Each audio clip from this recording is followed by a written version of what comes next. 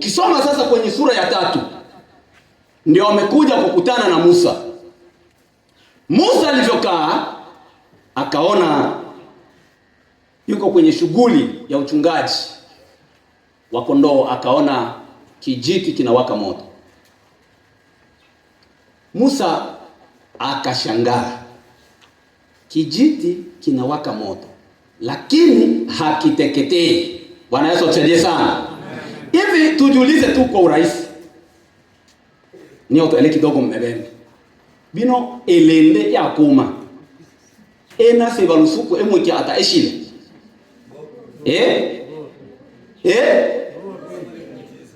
haiwezekani. Ni kweli. Musa akasema haya maono ni muujiza, hacha nisogee nione hii ni nini. Amen. Kile kijiti kilikuwa kimebeba maana ya kiroho. Nasema kwa ajili ya kutotambua wema wa Mungu na kutokushukuru na kutokuwa mvumilivu. Israeli kwa hiyo shida, Mungu akaona kuna haja ya kuwaokoa. Musa akasogea. Musa alivyosogea akasikia sauti natoka kwenye kile kijiti kwamba hapa ulipofika ni mahali patakatifu, vua viatu. Musa akavua viatu. Alivyovua viatu, Mungu akasema na yeye kwamba nimesikia kilio cha Israeli na unatakiwa uende ufanye kazi ya ukombozi. Kile kijiti kilikuwa kimebeba maana ya kiroho. Nimetaka nikuambie jinsi ya kuona wema wa Mungu. Tukiangalia maana ya kiroho, kijiti kinalinganishwa na taifa la Israeli. Ule moto unalinganishwa na mateso. Amen. Mateso waliokuwa wameyapata pale Misri. Lakini kutokuangamia kwa kijiti ni kwamba pamoja na yale mateso, Mungu hakukubali waangamizwe. Sifa kwa Yesu. Mungu hakukubali waangamizwe.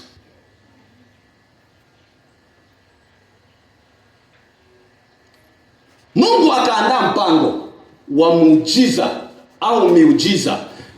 Mungu akampeleka Musa kwa Farao, akamwambia nitatumia wewe na Haruni. Wakaanza kwenda kwa Farao. Awamu ya kwanza, ya pili tunavyojua, mpaka awamu ya 10, muujiza wa 10.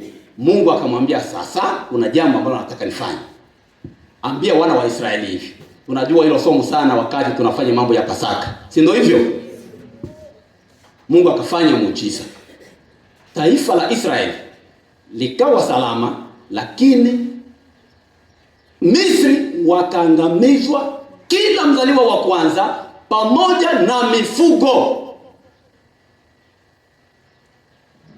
Ulikuwa muujiza mkubwa sana. Israeli wakatolewa kwa mkono wa nguvu. Kwa mkono wa nguvu. Walivyokuja wako njiani, ukisoma kwenye ile sura ya 14 ya Kutoka, Mungu akataka ajipe utukufu kwa ajili ya taifa lake. Kama Mungu anavyotaka akupe utukufu wewe, uonekane kwamba wewe unamtegemea Mungu, ajipatie utukufu kukupitia wewe. Akafanya jambo jingine. Israeli wako kwenye safari, wanatembea, wako kwenye mzunguko wa kutembea kutoka Misri ndio wanaelekea Kanaani. Walivyotazama mbele yao wakaona kuna bahari. Tunavyojua wote hapa, wale wote ambao wamezaliwa upande wa kando ya ziwa, naamini hakuna kwa uwezo wa mtu pekee ambaye ungeweza kuvuka bahari kwa mguu. Yupo mmoja apandishe mkono? Hakuna. Lakini wote tuko hapa ni kwa neema ya Mungu. Bwana Yesu asifiwe sana. Sasa Israeli wakati wao wameshaona bahari mbele yao, walivyotazama nyuma wakaona jeshi la Farao. Ikawa hatari. Wakamwambia Musa, imekuwaje ututoe Misri ili tuje tufe jangwani? Lakini kwa imani Musa akasema, hawa mnaowaona hamtawaona tena milele. Amen. Amen. Hamtawaona tena milele. Kumbuka tunasema kwa ajili ya kuepuka manunguniko katika kazi ya Mungu. Na tumesema manunguniko ni ishara ya kukosa shukrani, kukosa uvumilivu na kukosa kutambua wema wa Mungu. Mungu alichokifanya, akamwambia Musa, wewe una fimbo, piga. Musa akapiga fimbo, bahari ikagawanyika. Wakapita nchi kavu. walivyokwenda, jeshi la Farao linakuja na lenyewe likaingia mpaka wote kwenye bahari. Israeli walivyovuka, ni usiku sasa, ndivyo maandiko yanasema. Walivyovuka wote, Mungu akamwambia Musa, piga fimbo. Alivyopiga fimbo, Israeli wakashuhudia maiti za Wamisri zimefika ufukweni. Sifa kwa Yesu. Ukisoma Biblia, nafikiri nilisema hapa tena sana wakati tunafundisha somo ya kusifu na kuabudu, ndipo Miriam na Musa wakaimba wimbo wa kusifu kwenye ile sura ya 15 Kutoka, kuonyesha kwamba kusifu kunafanywa na watu ambao wamekombolewa. Amen. Kwa sababu gani?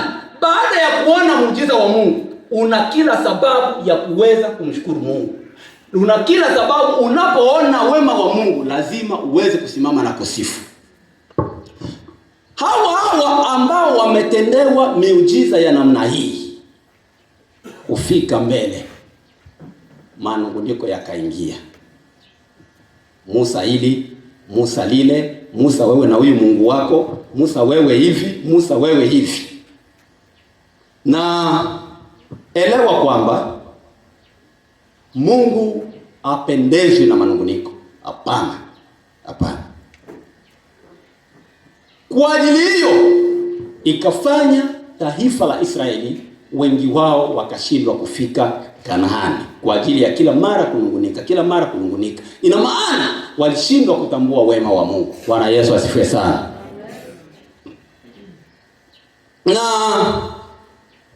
tukisema tu kwa lugha rahisi, tutasema kwamba manunguniko ni moyo wa kulalamika badala ya kushukuru. Manunguniko ni moyo wa kulalamika kuliko kushukuru. Na dalili zake ni zipi? Dalili za manunguniko ni kulaumu wengine kila wakati. Mtu mwenye hali au tabia ya manunguniko, kazi yake kila wakati ni kulaumu wengine, kila wakati kulaumu wengine au kulalamika kila wakati. Lakini jambo la pili, kukosea bila kujenga. Ninaposema kukosea bila kujenga, lazima tuelewe kwamba mimi nikishajua kwamba hapa kumeshafanyika kosa, na ikiwa kosa limeshafanyika, je, sote tena tuendelee kufanya lile kosa? Wana wa Mungu, ndio hivyo. Jukumu sasa ililopo kwa wale ambao wanajua neema ya Mungu, kazi yao ni kusema hapa mambo yameshaharibika. Wewe jukumu letu sasa ni kuangalia jinsi gani tutabadilisha au mfumo ulioharibika twende kwenye mfumo ambao utafanya tusonge mbele. Amen. Lakini jambo la tatu, watu wenye kulalamika ni watu wanaotaka kukata tamaa haraka sana. Wako tayari kwa urahisi sana kukata tamaa. Ni hali ya kukata tamaa haraka sana. Mtu mwenye hali ya kukata tamaa haraka ni mtu ambaye mara nyingi amejaa moyo wa manunguniko. Lakini jambo la 4 ni kuona mabaya kuliko kuona mema. Kama nilivyosema, wana wa Israeli Mungu amewatoa kwa mkono wa nguvu, akawapitisha kwenye bahari. Kuliko kuona mema ya Mungu, dakika chache tu za kukosa maji, dakika chache tu za kukosa chakula, lawama ikatokea. Tuko pamoja wapendwa?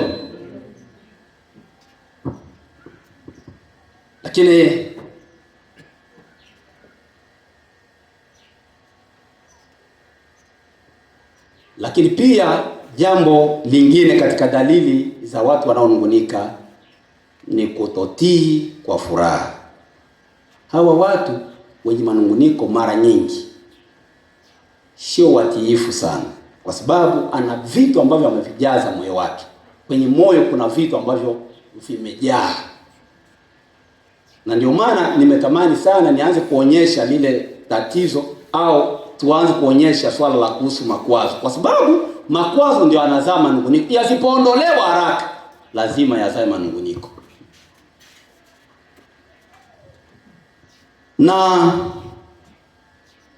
tukiangalia sasa kiroho, tunasema kwamba manunguniko huonyesha kuwa moyo wa mtu umejaa kutoridhika badala ya imani na shukurani kwa Mungu. Narudilia, manunguniko huonyesha kuwa moyo wa mtu umejaa kutokuridhika badala ya imani na shukurani kwa Mungu. Lakini andiko la Thesalonike wa kwanza linasema ile 5:18, shukuruni kwa kila jambo.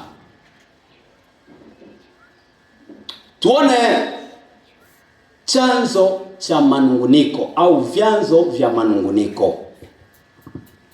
Manunguniko yanaweza kuwa katika jamii, katika maisha ya ndoa, lakini pia katika maisha ya kiroho. Tunaposema katika maisha ya kiroho, yani tunasema katika kanisa pia.